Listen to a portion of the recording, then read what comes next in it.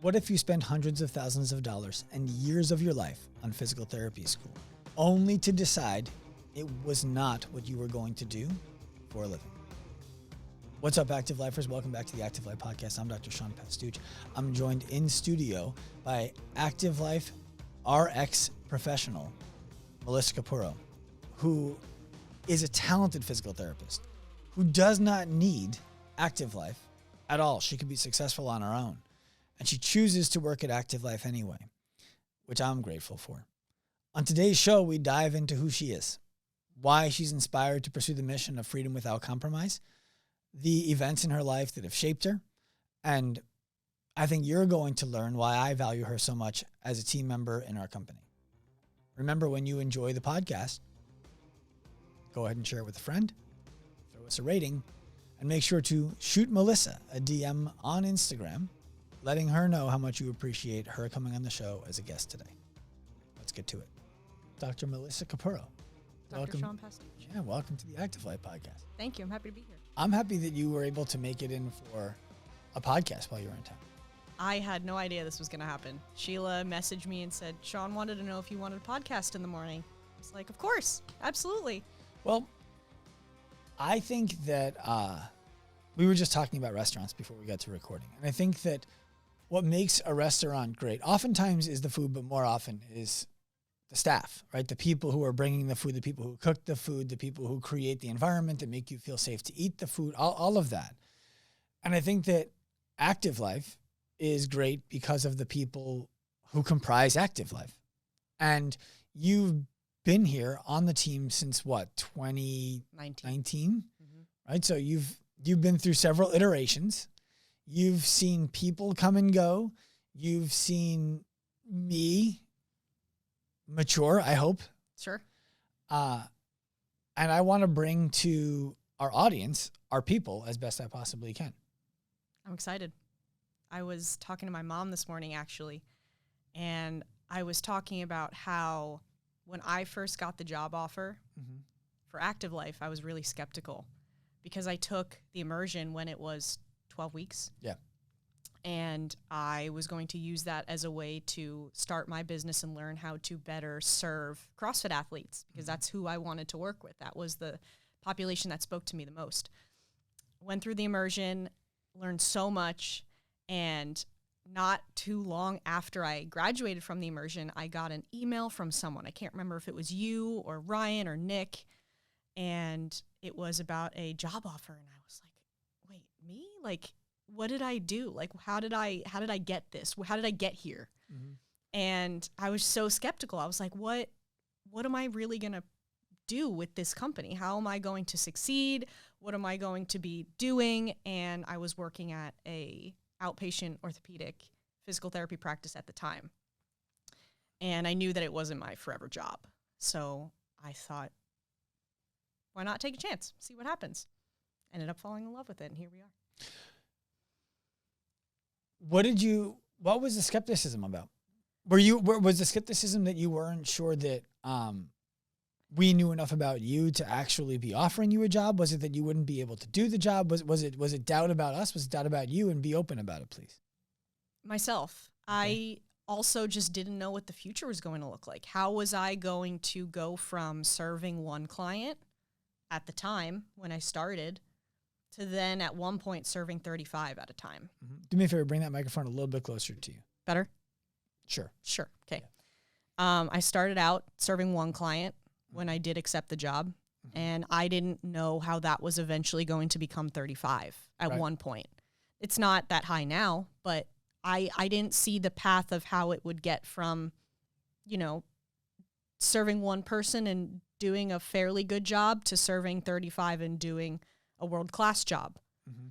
I just wasn't clear on how it would get there. What's funny about that to me is that you're the person on the team right now who most influenced the most recent changes, where we went from everybody on staff is an RX pro, helping people get out of pain without going to the doctor and missing the gym from anywhere in the world, and mentoring ALPs to be able to do that for their clients in a way that inspires them and make a living and all the good stuff. And you were like, I don't want to do both. I find a lot more fulfillment helping the client who is looking for the physical freedom and the emotional safety that my body is mine and I can use it how I please and it will be there for me. And my concern, like I was the guy holding it up. I can't imagine doing one thing like that all day, every day. And it had to be pointed out to me that that's why I don't do it. And then I was like, oh, okay. And it was kind of like, I don't want to say it was the first soiree into trusting people's opinions about themselves, but it was certainly one of the first big ones. I was like, all right, let's just take a chance. Let's just see if the team actually likes doing one thing instead of multiple things.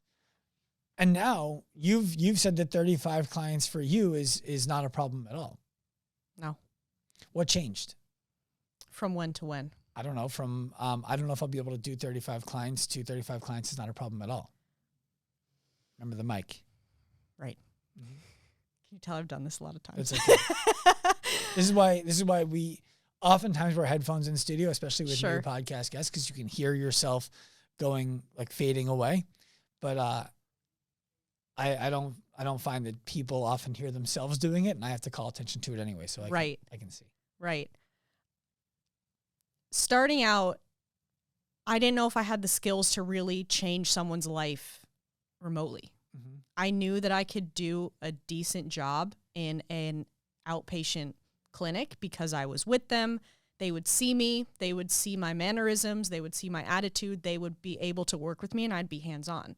I had no idea what it would look like to work with someone remotely. I didn't know if I would be able to have the same impact on them.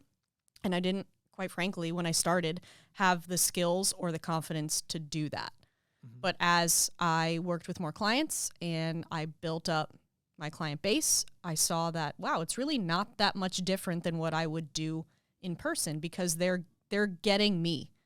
Whether I'm in person or not, they're getting my expertise in one way, shape, or form. I think they're getting more than your expertise. I think they're getting your life experience. Sure. So I want to dig into what that is a little bit. Sure. You mentioned that the reason that you were inspired to go through the immersion course when it was a 12-week long, 1 hour a week, before it was the ALP, which is now 13 months and about 1,000 hours when you include the application of the skills, is because you wanted to be able to help CrossFitters get out of pain in your clinic and through private coaching. What is it about the CrossFit population that's inspiring to you? I think it's the mindset the most that... It's so interesting. I can't wait to get into this. the mindset for me is where I'm like, my God, I'm glad that they exist. I'm glad that there's somebody who's serving them, and I'm glad it's not me. Well, I originally started doing CrossFit because I was into powerlifting at one point. I was into, just general fitness. I got into general fitness when I was in high school. I went to college. I was an athlete growing up. I've always been interested, but I didn't really fall in love with any modality of fitness until CrossFit. And the mentality and the mindset of I'm going to show my body and myself that I can do hard things, that's what I fell in love with. Okay. And always pushing to do more and be capable of more, that's what I originally fell in love with. So every CrossFit athlete that I've ever worked with has that mentality. So if they're injured, they want to get back to doing the things that they love doing. They want to get back to doing hard things, and they're driven to work hard to get better. I can't say the same for all of the patients that I had in the outpatient clinic. I relate to that. What I find most interesting about the CrossFit population, about what inspired me about working with them, and I've worked with all of them, is I was completely uninspired by their willingness to go through physical difficulty, because I could also go through physical difficulty. And they were great at it. And in the beginning, sure, I was like, this is so cool. I'm working with a CrossFit Games champion. Like, this person knows how to go there. This is awesome. Then I asked an athlete once, it was Lindy Barber.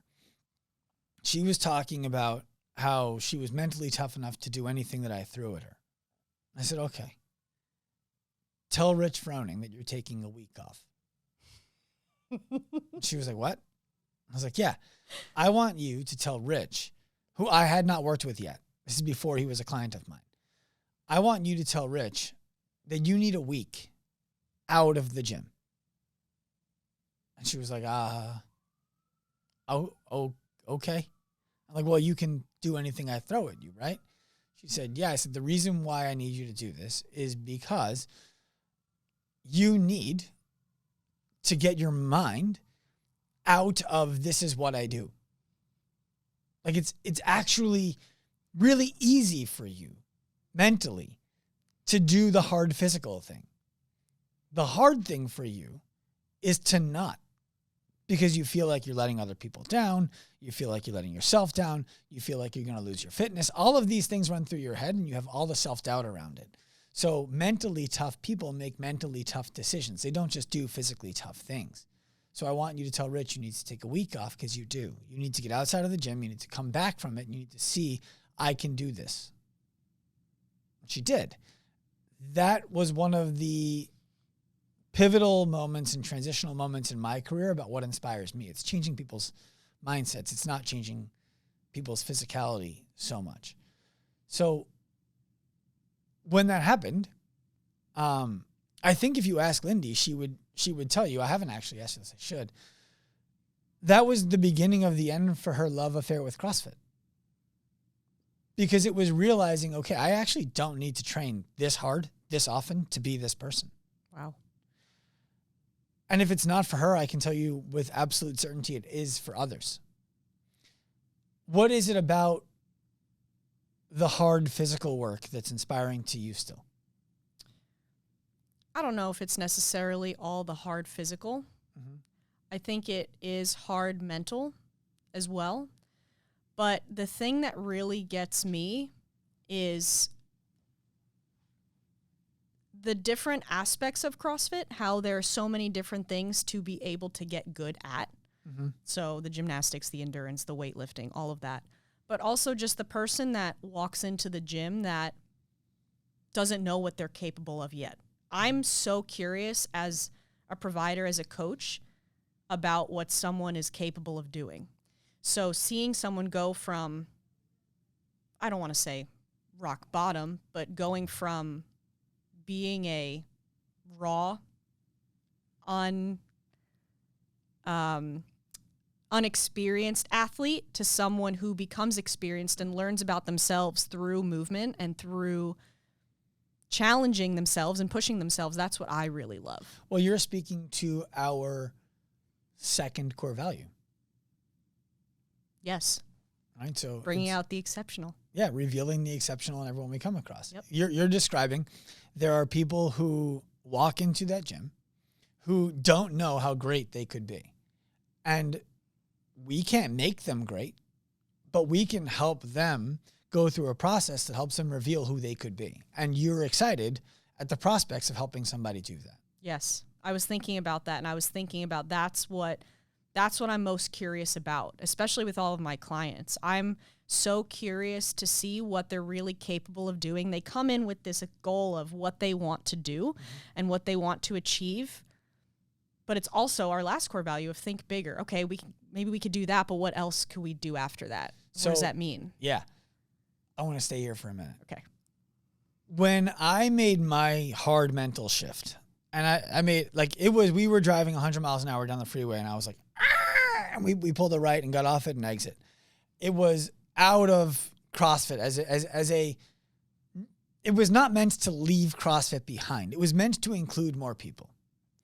And I didn't fully understand exactly how to do both at the same time with my messaging, right? Because my issue with CrossFit as an entity, a methodology, a sport, all of these things, is that it's just sycophantic and fandom.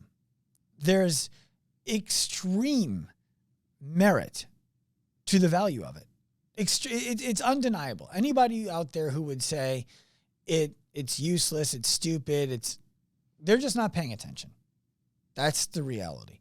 Because I was one of those people, and then I experienced it, and I'm like, no, you know what? There's gold here. The problem that I've always run into with CrossFit is As an entity, they say nobody gets hurt doing this. It's not a place where people get hurt. And so every time somebody does get hurt, the rest of the world laughs. You're dumb. You keep saying not to believe my own eyes. I watched that person come in without shoulder pain and experience shoulder pain after failing a clean and jerk or after trying to do 200 pull-ups in a workout. They did get hurt doing CrossFit. It doesn't mean CrossFit's inherently dangerous. They're not the same. Right. So that's problem one. Problem two, when they call it like a small business miracle, I'm like, how? Most of the gym owners are failing. None of the coaches are making careers. And so I've always been the guy who's like, let's make it better. It is valuable. Let's make it better. I think the definition is fatally flawed. Constantly varied functional movements executed at high intensity. And I argue compassionately with my friends who work for CrossFit HQ. I'm like, this is a bad definition. And then they come out after our arguments, and by arguments I mean discussions. They come out and they'll describe, well, no, when we say high, we mean relatively high. And when we say high, we don't mean max. And then I'm like, okay, so how much should I leave in the tank when I'm doing Fran? 21:15.9 for time. How much do I leave in the tank? How much do I leave in the tank for any workout that's meant for time? Like, if it's not the maximum intensity I can provide, what is high? How are we describing it now? And is going for a walk a bad idea? Like, is that not an element of fitness? Is working in a zone 2 cardio, for example, a bad idea for fitness? Like, if you guys would accept that there are flaws to your methodology, then we could improve it. But if you can't accept that there are flaws to the methodology, then we're fucked. That's where I've always been with CrossFit. And then when you get to things like the sport of, and I want to move this off of myself in a second because I want to throw this back to you. I want to get your take on all of this. Sure. When we get to the sport of, CrossFit Games athletes, what would have been regionals athletes. I know them too. They sometimes do CrossFit to make it to that level of fitness. They usually don't. They're usually doing traditional powerlifting and strength building, traditional skill work for things like gymnastics and Olympic lifting. They're building their aerobic capacity intentionally, and they're not working at relatively high intensity. They're working at relatively low intensity. So if the fittest people in the world sometimes use CrossFit to become the fittest people in the world, then CrossFit isn't the best methodology by itself to get people to be the fittest people in the world. Sure. This is where my contention with the CrossFit community has always been, on the methodology side and on the HQ side, and on the sports side. Finally, CrossFit just raised their affiliation dues from whatever you were paying, because it was based on when you signed up, which is stupid, to $4,500 a year. Yep. And you have to get a level 2 within a year. I think it's the most inspiring thing that they've done in a decade. And the community is like, how could you do this to our community? And I'm like, whoa, this is exactly what happens inside of the gym when a gym owner thinks about raising rates. Stop calling it world class. It's not. It could be. And if we acknowledge that it's not, but that it could be, then we could make it that. That's where my love affair with CrossFit ended, when I realized I was actually getting pushed out for saying these things. Sure. So I'm curious, what about, other than watching people improve, because I believe that that can happen in any fitness environment, what's inspiring about it for you? I resonate with what you said about CrossFit by itself is not the best methodology or modality for fitness in general, because I would have to argue that, myself included, and my goal as a CrossFit athlete is just to become a consistent RX athlete. So RX meaning I can do the skills, I can lift the weights, I can hang, quote unquote, with good athletes in my area. Yes, I'm doing CrossFit to be able to do that, but of course I'm still doing traditional power lifts. I'm doing zone 2 training, which is necessary if you want to build an aerobic base. And I learned that from Adrian Conway. He does a lot of that stuff. And if it wasn't for him, I probably would not be as knowledgeable about that sort of modality of training. He's one of the best leaders I've ever met. Agreed.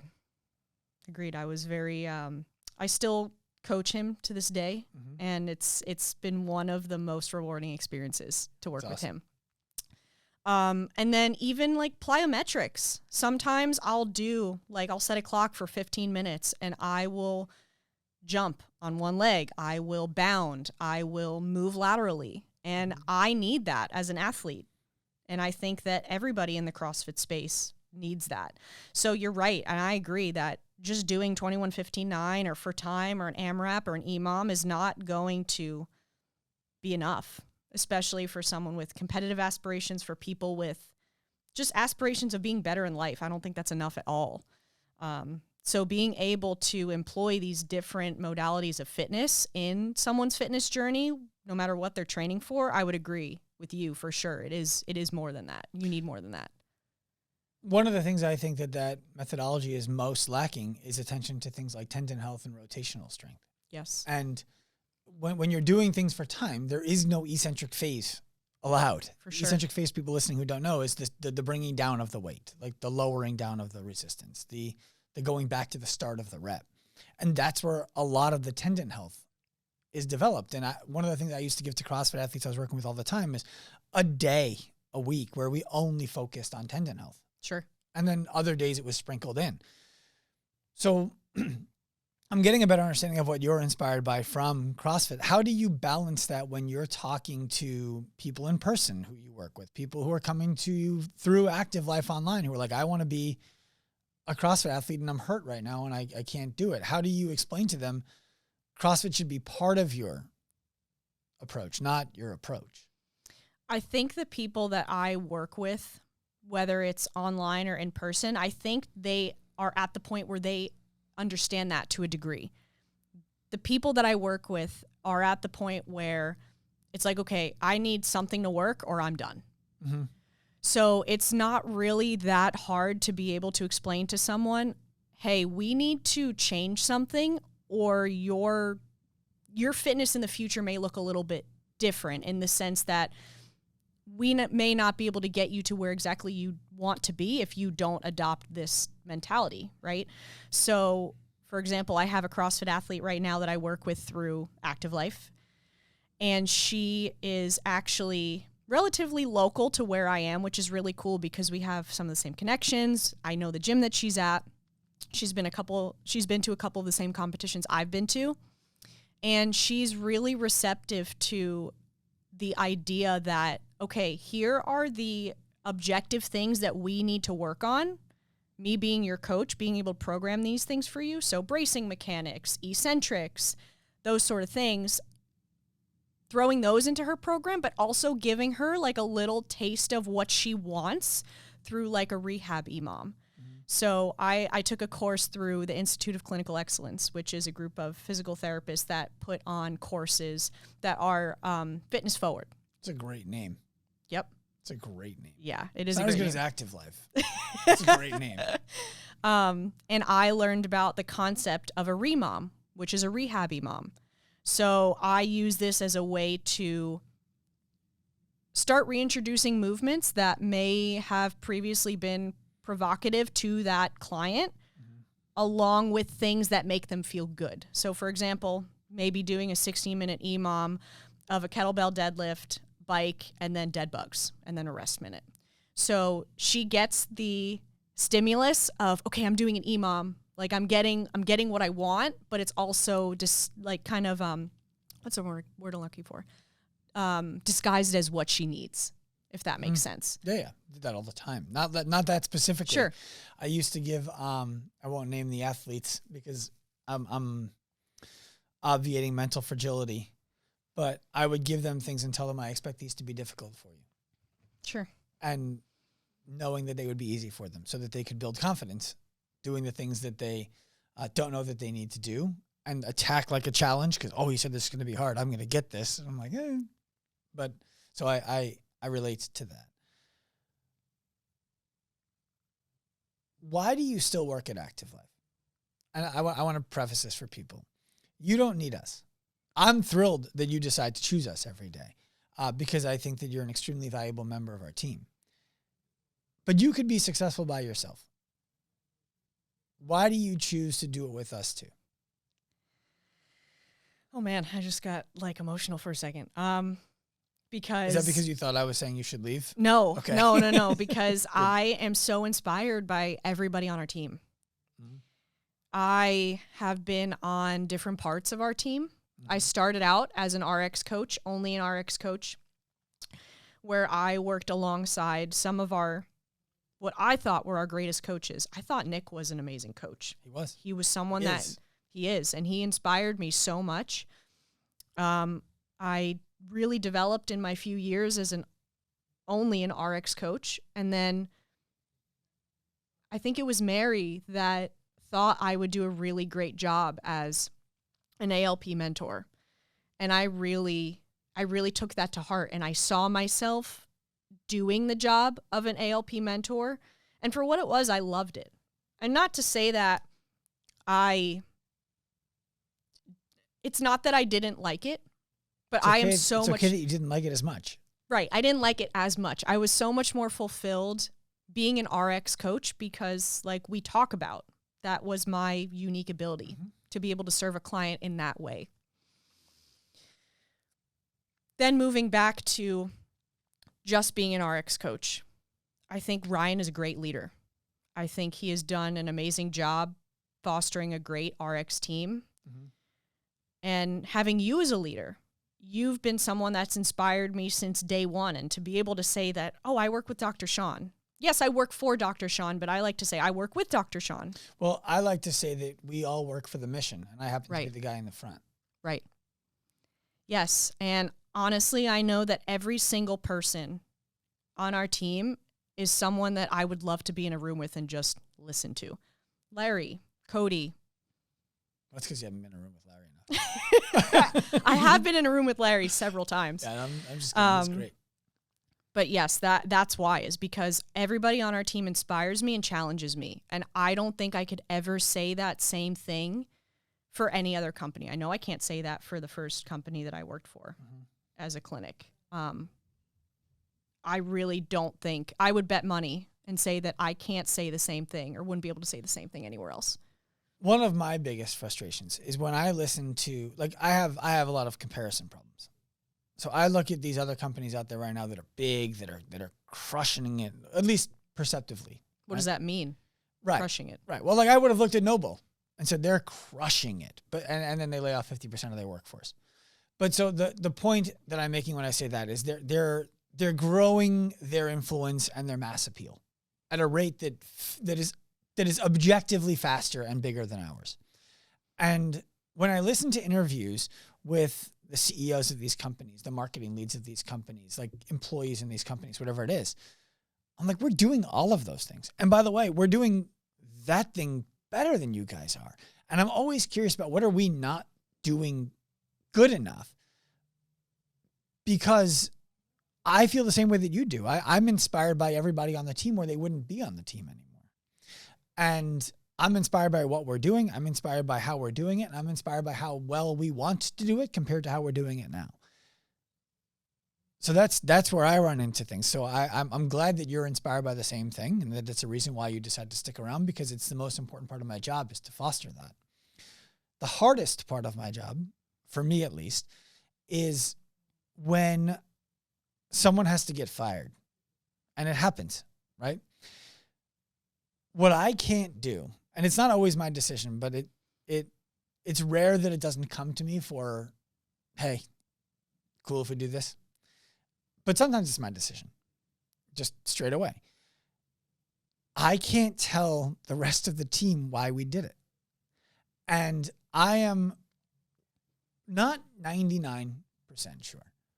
I am 100% sure that every single time, if I went to the team and said, these were the things that happened, would you have also fired this person? These were the things that happened along the way. This is how we took it as our responsibility and tried to fix it. And then this is what led to the straw breaking the camel's back. I am 100% confident everybody, including you, would say, yeah, I would have fired that person too. But I can't tell anybody why, because it puts other team members at risk, because oftentimes they're involved. It puts that person's reputation at risk, and it's not my job to do that. It could out clients, right? Like there's a lot of things, there's a lot of people involved in Sure. all of these things. And the hardest thing for me is I had to cut that person from our team because I needed to protect our team. Sure. And I can't tell you why. I just need you to trust me. Right. What is it like on the other side of that? So I'm going to give you two perspectives. I think that at first it gives a sense of, there's like an alarm that goes off. Mm-hmm. Like, what if I'm next? Right. What strike was that? Yeah. Like what happens if I'm next? Mm-hmm. Like I don't know what those things are that person did. So what if I'm doing them and I don't know about it and I could be on the chopping block next? But I think there's an inherent sense of trust, at least that I feel that I have for everybody on our team, because one of our first values was tribe first. Mm-hmm. And I think even though that's not a value right now, I think it's still something that we're always going to hold for each other. I'd like to share what you're describing there for the audience to understand, and also to unpack for you why the change and what I think about it. Our value used to be tribe first, team first as it evolved. And I got rid of that value because every time I fired somebody, I felt like if I can't explain to people why I did this, the thought process is going to be, he's not putting the team first. And so I was like, okay, why did these people all have to get fired? Well, because they either violated core values in a way that was egregious, or they are not aligned with our mission, and it's obvious. Right. So let's protect the mission. And in doing so, protect each other. Right. And so now it's relentless commitment to the mission. Right. So go on. I just wanted to provide that context. Sure. So I think there's an inherent amount of trust that I know that I myself have for you and the leadership team, that whatever's going to be done is going to be done for us, not to us. Mm-hmm. So I know that we are in good hands. If someone gets fired, I understand that there was probably something done that shouldn't have been done by that person. Whether, I don't know, if it's something like really bad, I have no idea, or if they're just not doing what they should be doing in terms of following the values. There's only been a really bad one time. Every other time was just like, over and over and over and over. But so to somebody listening to this from the outside, I just tried to listen to this as a skeptic. I was like, wow, he's really got the whole team gaslit. He's not firing me because of something I did. He's doing it for the team. It's for the good of everybody that I get axed. Did that sound that bad? No, it made perfect sense to me because I knew where you were coming from. Sure. But do you know what it would take for you to get fired? Like, do you have clarity of that? I don't have clarity on it, but my intuition tells me that it would have to be something where I was violating something with a team member, or it had to be knowing. In other words, there's awareness and there's unawareness. Sure. There's no choice until there's awareness. Right. You could be doing something that violates everything that we stand for and not be aware of it. Right. You're not going to get fired for that. It's our job to say, hey, did you realize you're doing these things that violate all the things that we say we stand for? Sure. I think it's highly unlikely anybody does that, but still, in the case you say, oh, wow, you know what? I didn't realize that. Can we talk about why this one does that? Because I don't think that this violates it. And we have a conversation about it. Sure. And then either we move or you move in terms of the mental position that we're in about where that lies. It's only after we've reached real mutual agreement, not like I've jammed this agreement down your throat with an ultimatum. Sure. We've reached real mutual agreement, which indicates understanding and awareness. And then you decide, well, fuck it, I'm going to do it anyway. Right. Okay, well then you made a conscious decision to violate a value and a mission that we've agreed we share, which indicates you don't share it, which indicates I can't have you here anymore. Sure. That's what it takes to get fired. And to be honest with you, for me, in my position, I really don't know what that would even be. Because you don't think that way. Because your thought has never been, how does Melissa Capurro get hers? Your thought has always been, how do I make sure that the team gets what it needs? And you've had the, I don't want to call it innate because I don't want to give your parents that much credit, but you've had the set point, if you will, of I'm just going to do the right thing over and over again. I'm going to trust myself. I'm going to trust our team, and it will work out. And I think it has. Yeah, 100%. I appreciate that about you. What are your ambitions? What do you want? Right? Because one of my back of mind, like low and slow cook it, is I know that we pay fairly. We even probably pay well for the amount of work that we ask people to do. But everybody who works at Active Life could make more money doing something else. Everybody. Me included. We're in it for what it will be. Sure. And we all want to make the more money. And my intention is to make sure we all do. But what are your ambitions for your own personal development and career? And by the way, feel free to describe them as outside of the company if they are, because I would rather have exceptional for a short period of time than average forever. Sure. So I think the first thing that comes to mind is that I want to be able to wake up every day knowing that I love my job and I'm doing something that I know I'm good at. And right now it's crazy for me to say that at 29 years old, I'm going to be 30 this month, that I have that. I wake up every day excited to go to work, and I know that I make a difference in people's lives, and I know that I'm doing exactly what I was meant to be doing. So for everybody listening, yes, I work for Active Life, and that is my full-time job. I also opened up my own physical therapy practice where I see patients in person out of my gym. I recently hired someone as a physical therapist who, I wouldn't say that I'm giving him so many clients yet, but that is the goal, to be able to help him build his clientele.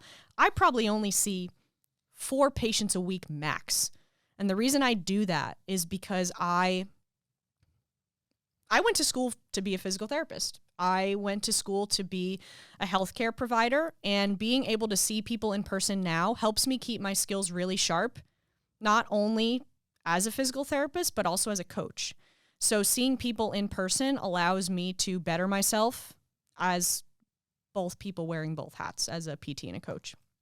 So the biggest thing, like I said, is waking up every day knowing that I'm doing the work that I should be doing, the world-class work that I was destined to do.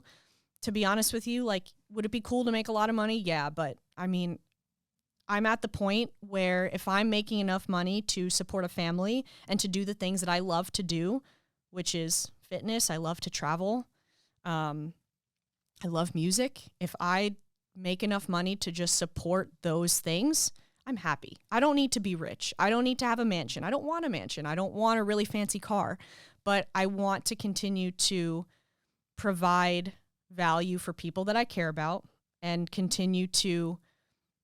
You know, your mom's a real estate agent who drives an Alfa Romeo. She's going to listen to this. Yeah. That's hilarious that you said that. Yeah. How did you know she drives an Alfa Romeo? Come on, I pay attention.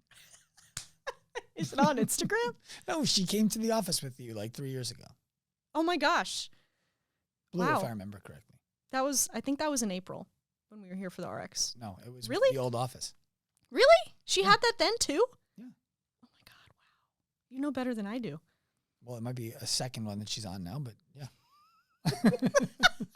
It's so great. But yeah, the biggest thing is just being able to know that I'm making a difference in what I do, and I'm doing exactly what I was destined to do and that I'm good at. How will you know if and when you've reached a point at which what you were once destined to do is no longer what you are still destined to do? There won't be fulfillment in it anymore. I won't wake up every morning excited. I won't be inspired by the people that I work with. Mm-hmm.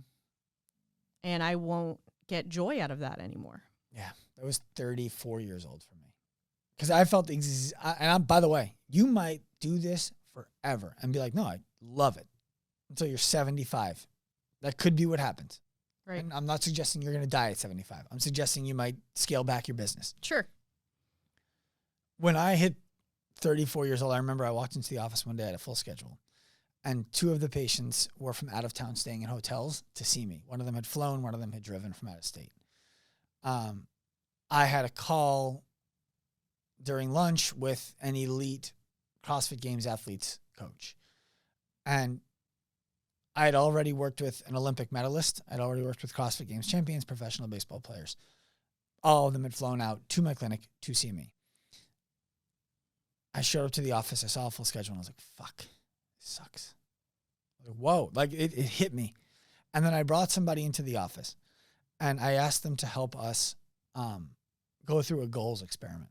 Like just to help us flush out goals. I don't have goals.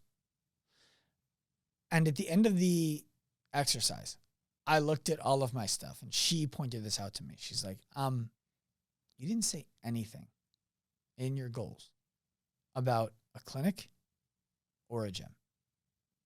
You currently own a clinic and a gym. Do you see these 2 things evolving to be something that does match these goals? I was like, oh, wow.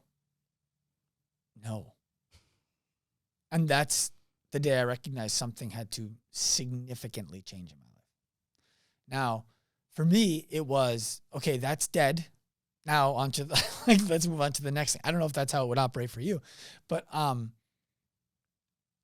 yeah, I wanted to share that with you because I found that to be we ran fascinating parallels to the time in the career that you've been in.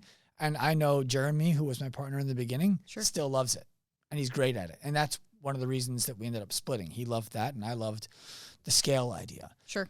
The business, the interpersonal relationship of changing mindsets, not putting my hands on people and changing bodies.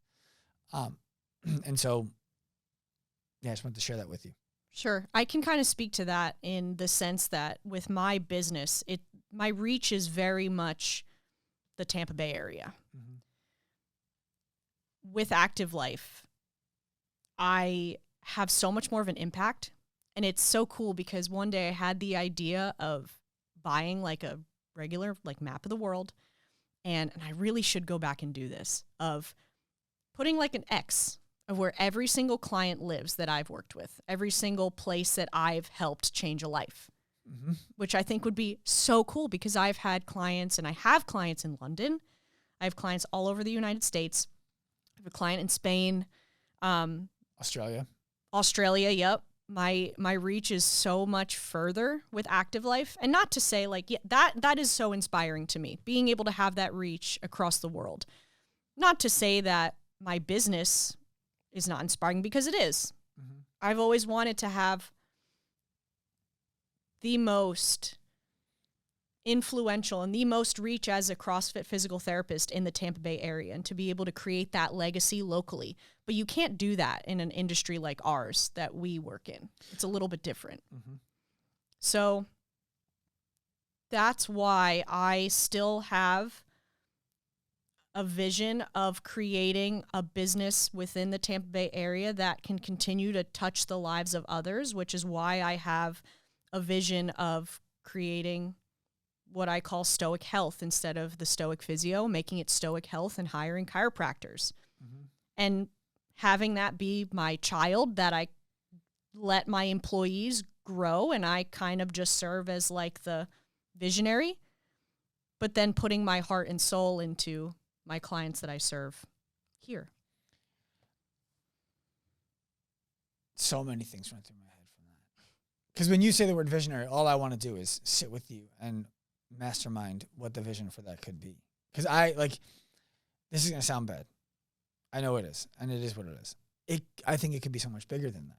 And it doesn't need to be bigger than that in terms of finances. I think that you are capable of offering and creating something so much bigger conceptually than a physical therapeutic offering. Sure. That could lead to a physical therapeutic offering sometimes, that could lead to fitness, that could lead to active life, that could lead to mental health professionals, that could lead to financial experts, that is the top of the funnel where everybody is. We can talk about that another time because, yeah, we'll talk about it off air because it's just a brainstorm. And I think you're capable. And it's awesome. And it's inspiring to me.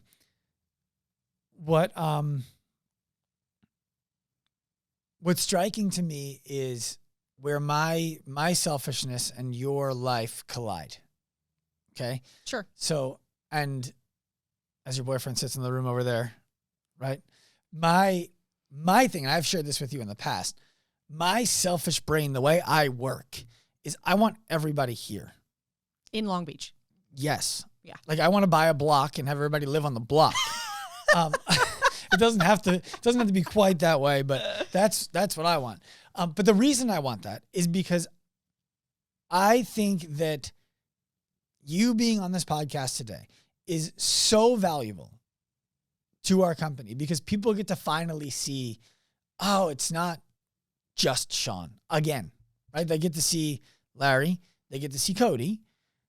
They'll get to see Kate and Sam and Christina at the flagship.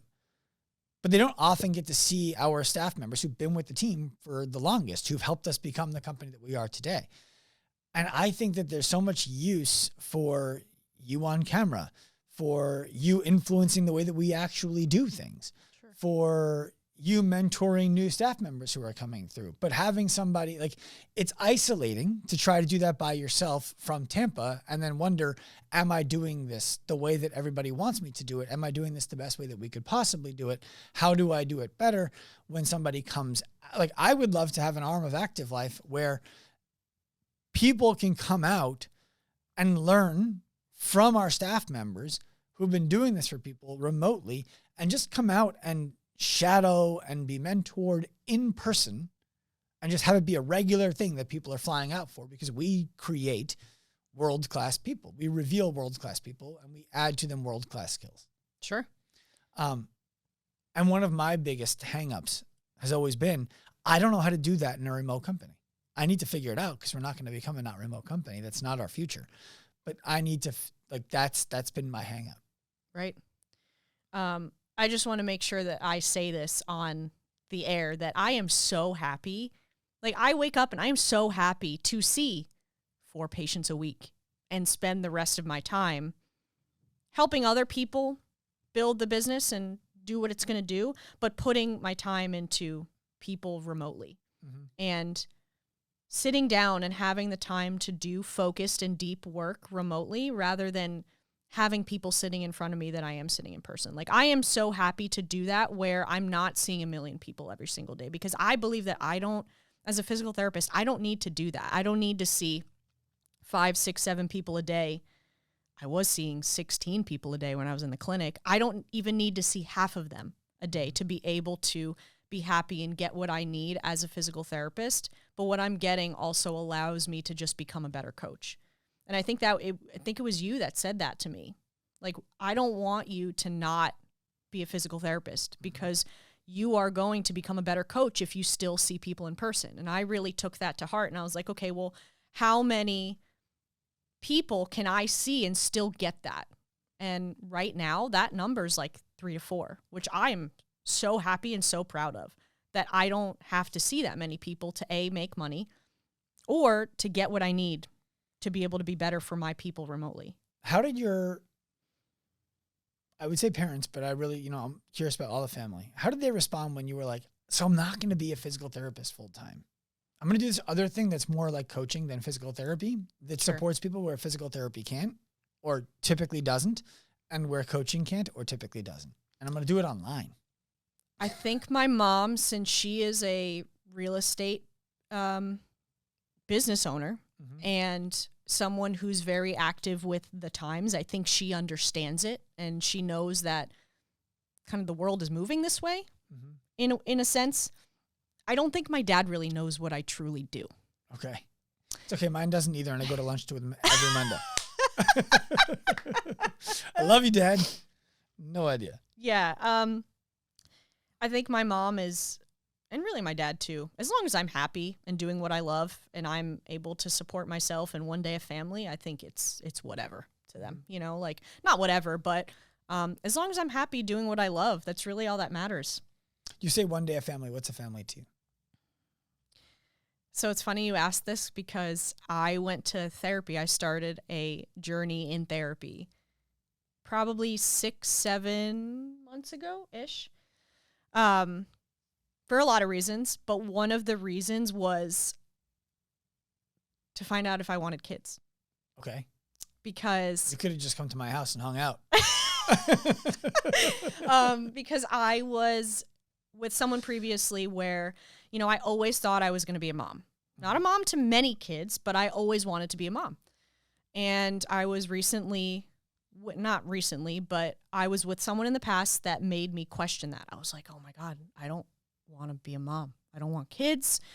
What's wrong with me? So one of the reasons why I started going to therapy was because I all of a sudden didn't want kids anymore. Is this true? Do I want kids? Do I not want kids? Where am I with this? Well, it's cool that you were thinking about what you were thinking about. I do that all the time. Keep going. So I started going to therapy for it, and I realized that it wasn't that I didn't want to be a mom. I realized that I was with the wrong person that I didn't want to have kids with. Okay. So wait, had you already broken up with that person? Yeah.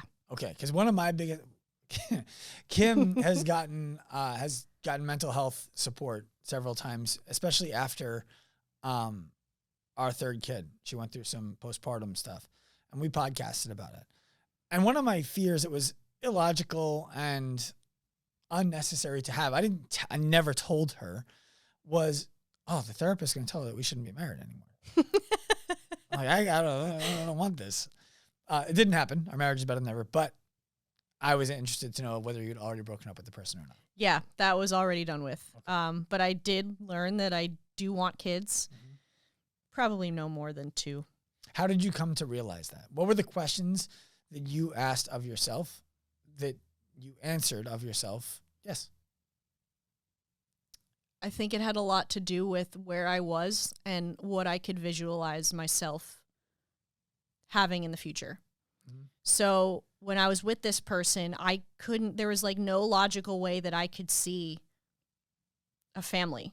Like it just didn't make sense. Is that because you guys were all clean and jerking for time and there's like, when are we going to? No, no. It just completely like there was immaturity. There was, this person wanted to be like a stay-at-home dad, and I was like, no, like that's not really going to work.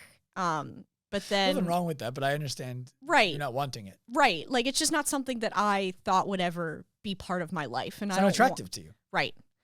But then when you're with the right person, it all just makes sense, you know, like I can see something like that now. Like I can see myself being a mom, and I can see what that process would look like with someone that I resonate with and our lifestyles match, because that's the biggest thing for me. Like if I'm going to be with someone, my lifestyle has to match with theirs and it needs to make sense. And I didn't have that before, and I have that now.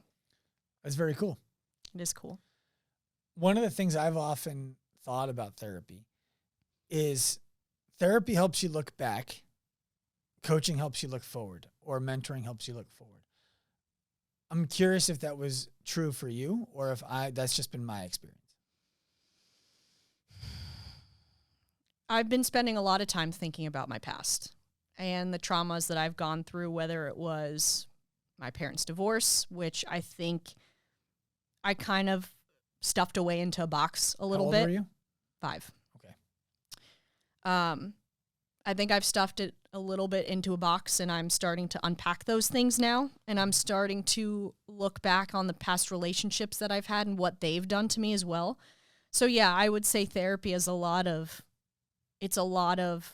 that past stuff, but it's affecting the now. Well, right. It's, I imagine, looking at the past stuff and saying, oh, I have this belief because I had this experience.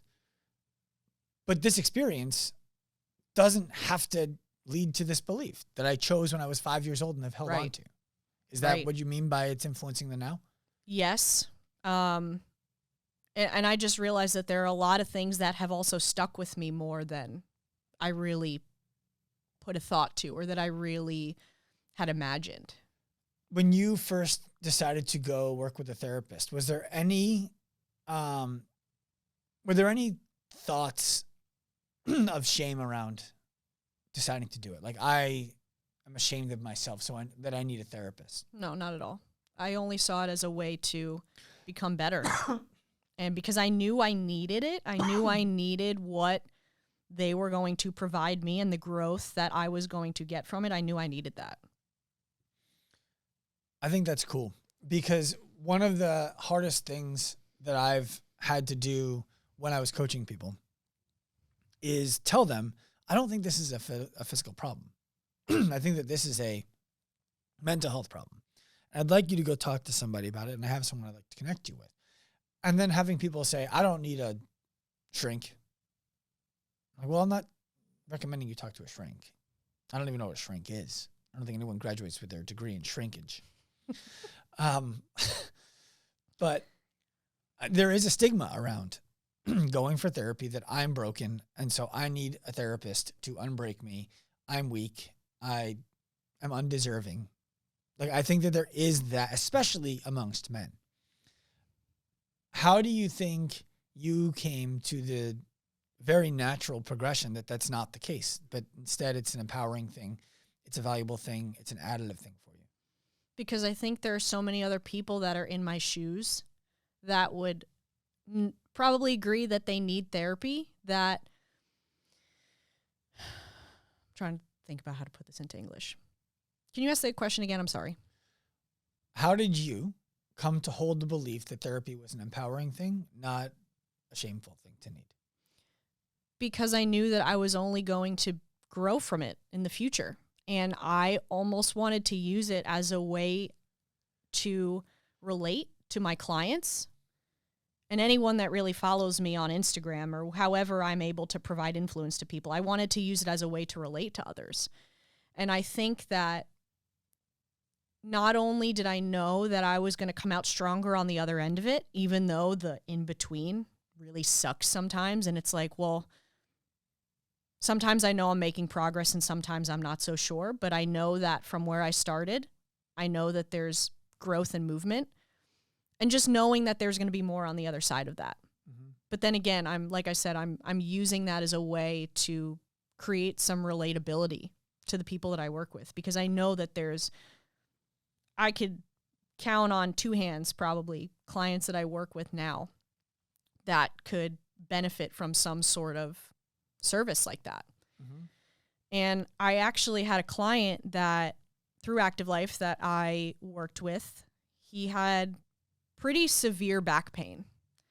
And it ended up being so severe that he needed to work with someone in person and even potentially get surgery in the future. But he was so thankful by the end of our time working together that maybe I didn't really help him so much with his back pain, but my ability to talk with him and relate with him on other problems that he was having outside of his back pain that were absolutely affecting his physical ailments, mm-hmm. my ability to have those conversations with him and get him to think about things that he hadn't previously thought about, that was so crazy to me that I could have that impact on someone that I'm not a therapist. I'm not a psychologist, but to be able to just ask questions and get people to talk. I love that you said that, and I love when you said that, because this morning I talked to actually a former one-on-one client of my own who is considering enrolling in ALP with us. And she was talking a lot about the assessment, program design, that stuff. I was like, yeah, that's going to happen. That's part of it. But it's really going to be a revelatory process for you about how to just start asking better questions. Mm-hmm. And she's like, what do you mean? And I was like, well, the way that you spoke to me today indicates that you don't even realize how your words and your beliefs are out of alignment with your own actions. She couldn't imagine somebody paying her $500 a month to work with her. I asked, I asked her if she had a home birth. I said, you had a home birth, right? She said, yeah. I said, did you have a doula or a midwife? She said, yeah. I said, what'd you pay them? She said, I paid them $5,000. But she worked with me for like 10 months or 7 months. And I was like, okay. So more than $500 a month when we add it up, but that's fine. So let's talk about how much time. And it ended up being 45 minutes a month for the first, or 45 minutes a week for the first 7 months. And then once a week for the month that she had the baby. So I added it all up, plus the 2 hours being on site. And when I was done adding it up, I was like, she spent 11 hours and 15 minutes with you. And you spent $5,000, $444 an hour. Would you consider yourself rich? She said, no. I said, why did you decide? And you told me she wasn't expensive. Why did you decide $444 an hour wasn't expensive, even though you're not rich? Because you told me you can't imagine people paying you $500 a month. Why was $444 an hour not expensive? She's like, I don't know. So we worked it through. And what it came down to was a home birth was important for her values. Mm-hmm. She wanted to feel safe while she was doing it. Mm-hmm. She wanted somebody who could inspire her to have the courage to go through with all the things that she needed to do. And somebody who would include her husband in the process. And when she found that, she's like, yeah, $5,000 is a no-brainer for this. Right. And when we went through that, she's like, I never thought about it like that. I never thought I could be that person for somebody else, where $5,000 for 11 and a half hours of my time would be inexpensive. And what you're describing is providing that to somebody in their physical world.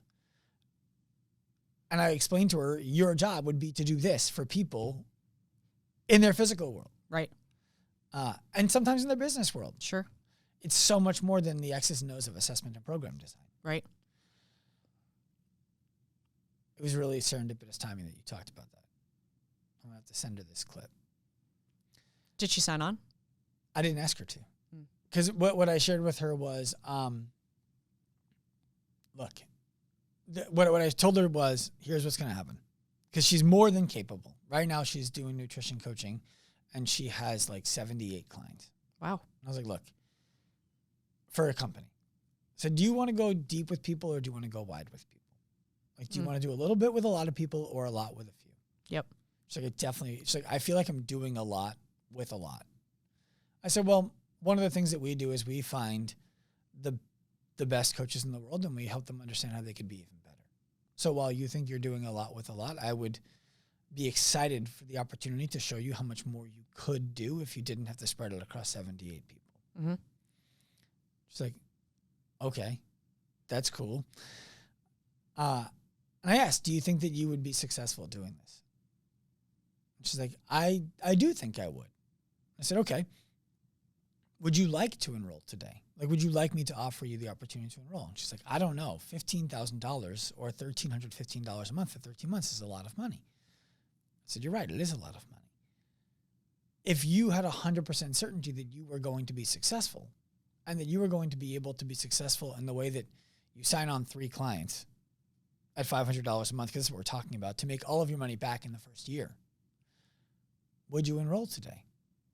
She's like, yeah. I said, so you're inspired by the work then? She said, yeah, I'm inspired by the work. I said, you're just afraid of the money. She said, I'm just afraid of the money. I said, no, you're not.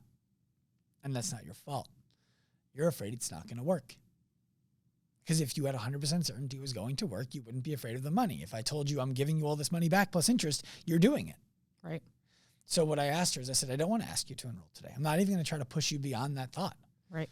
What I want you to do is I want you to start making a list of all of the reasons why this would fail. I want you to be exhaustive. And I want you to text me them as they come up, because we have that relationship.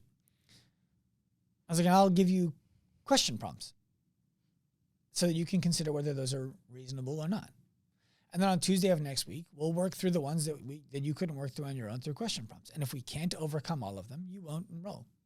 And if we can, it'll be a no-brainer decision for you. She's like, okay, I really like that.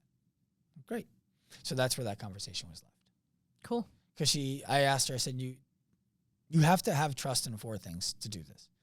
Me, because you have to believe that I'm only telling you should do this because you should, and not because I'm counting the money that you would pay in my bank account. 2, active life.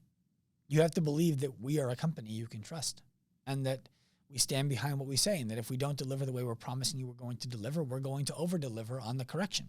Mm-hmm. And the process. You have to believe the process is going to work. Like that it has a reasonable likelihood that this will lead to that. And if you believe all of those things, and she's like, I do. Like she almost cut me off. She's like, I do. All of those things, 100%. I was like, great. Then there's only one thing left that you're not sure you believe in. She's like, what's that? I said, yourself. She's like, fuck yeah. That's true. Yep. She's like, I'm just not sure if I can do it. I was like, great. At the end of the day, what will end up happening is you will either decide that you trust us enough that you don't have to trust yourself yet. You can trust us and just have faith. Or we will build the belief in self that you need to be able to do this. Or I'll be sad for a long time knowing that you didn't enroll because you didn't see how amazing you were. So now we're going to talk on Tuesday. Nice. Yeah. Final question for you. Sure. And then I'll give you an opportunity. If I didn't ask you something that you think would be valuable for people to know about you, I'll give you a chance to tell them. Our mission statement, if we boil it down to 3 words, is freedom without compromise. Freedom without compromise. The reason why I say it twice, because I believe that freedom indicates no compromise and no compromise indicates freedom. And people ask, why say it twice? Because when I say to people, freedom without compromise, and I say, what does freedom look like to you? They share the version of freedom that they can think about. And then I'm like, well, it sounds like you're compromising because you've told me in the past you don't like where you live. You've told me in the past you don't love your job. You've told me in the past, but in the freedom life that you just described, all those things are still true. So how about without compromise? Say it again. And then it's just so much grander and bigger and exciting and inspiring. What does freedom without compromise mean to you? That's such a broad question. Oh, man. Make sure you're close enough to the mic for people to hear it. Right. Freedom without compromise. The first thing that's popping up into my brain is that it's the ability to make decisions freely, that it's the ability to listen to your heart and make decisions accordingly. And whether that's fitness-wise, lifestyle-wise, really anything, that's the first thing that comes to my mind, is being able to make decisions in line with your heart and not being,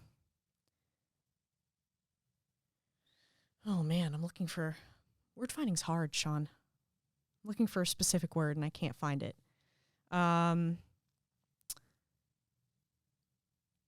Not being, try it in the affirmative. I'm just going to say not being held back by what you've been accustomed to. And okay. I think this relates to that 5th value we have, think bigger, is because if I were to think about what a life without freedom without compromise looks like, I think that a lot of people would generally, like you said, I think there would be some compromise involved.